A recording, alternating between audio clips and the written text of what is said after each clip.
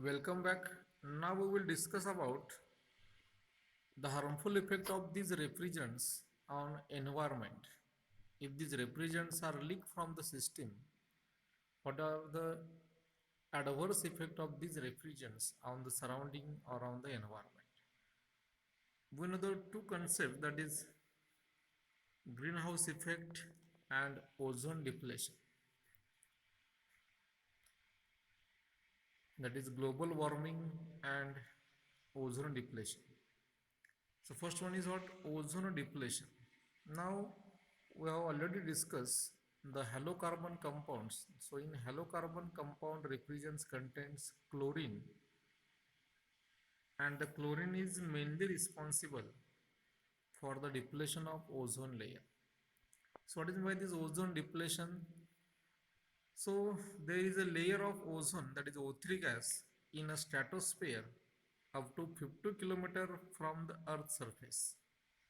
So the ozone layer filters the ultraviolet radiations from the sun entering towards the earth atmosphere and allows only the beneficial heat and light rays to reach the earth's surface.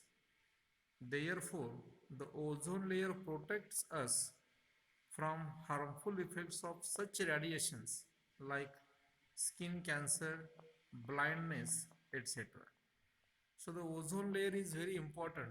The ozone layer protects us from the ultraviolet radiations from the sun.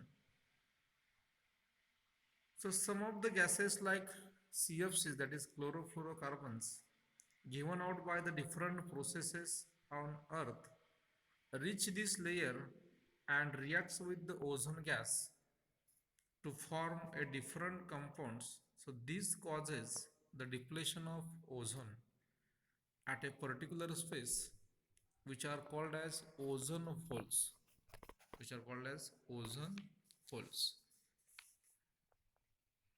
So the major reason for the ozone depletion are chlorine and bromine. The, the ozone depletion means what? The ozone, that is O3 gas, is depleted to O2 gas, that is oxygen. Bromine from the ocean may contribute to as much as 25% of ozone depletion or ozone reduction. That is, every chlorine atom can destroy up to 1 lakh ozone molecules.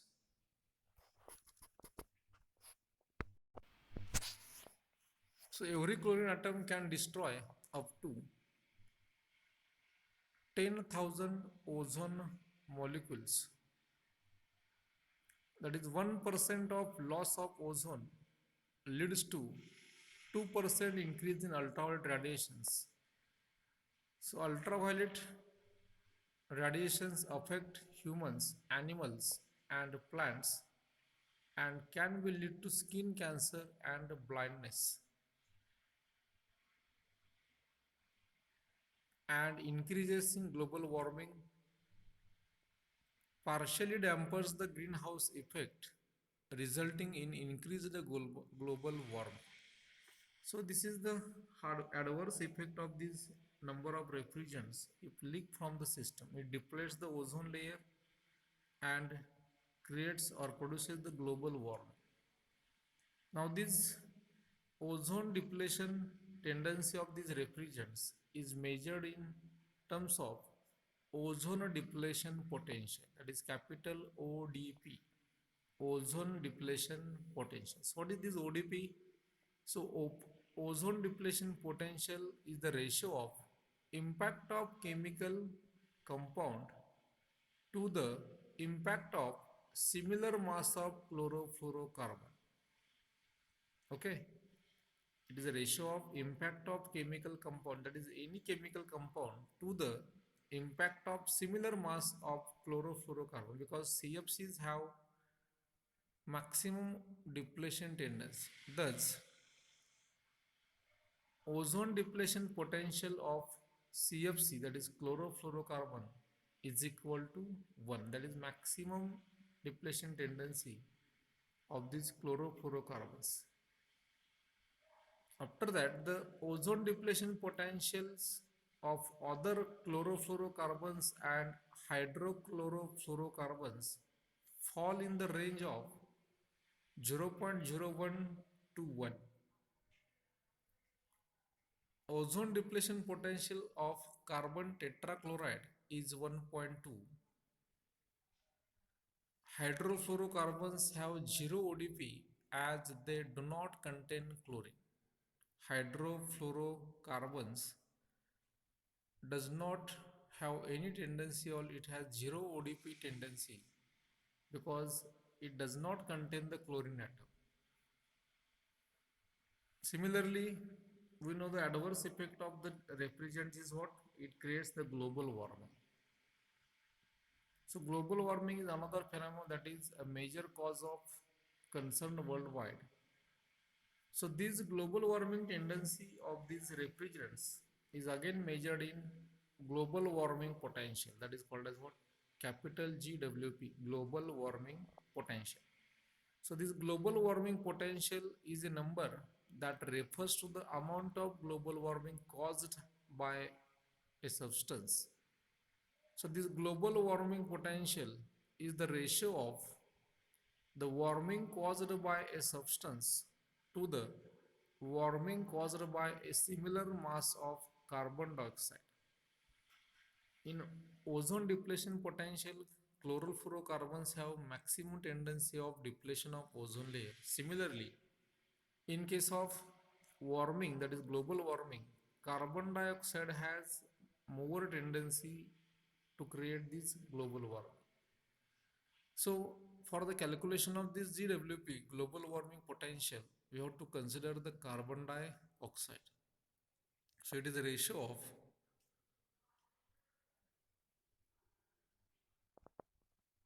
the warming caused by a substance to the warming caused by a similar mass of carbon dioxide. Thus, the GWP, global warming potential of carbon dioxide, is 1, that is maximum. Always remember these values for the MCQs. Global warming potential of carbon dioxide is 1. The global warming potential of a few refrigerants are given in table. So depending upon the substance, there are different global warming potentials are there. So these global warming potentials are given per kg of these refrigerants. So for carbon dioxide, GWP is 1. For R12, that value is 3639. For R22, this value is 560. For water, this value is 0. For R50, that value is 5244. And for R134A, this global warming potential value is 388. So it shows the potential damage to the environment by the direct emission of refrigerant. So it should be noted that increased carbon dioxide released in atmosphere due to increased processes, thermal power plants, use of vehicles, etc. It also a source of global warming. However, its effect is very small compared to that of the refrigerant on per kg basis. Now the next term is total equivalent warming index, or in some book it is called as total equivalent warming impact. Now total equivalent warming means what? As the refrigerant leak from the system, it creates ozone depletion potential and global warming. Now if we consider this combined effect of these two, that is addition of some amount global warming and some amount ozone depletion, so whatever the index or impact is measured, that is called as what? Total equivalent warming impact. Now currently the refrigerants are analyzed with the system by a new concept called total equivalent warming impact. So this concept considers the global warming effect due to refrigerant emission and release of carbon dioxide due to energy use over the lifetime of the system. If the refrigerant is leaked from the system, it creates ozone depletion and carbon dioxide creates greenhouse effect. So if we combine these two effects and calculate the index, that index is called as a total equivalent warming index or total equivalent warming impact.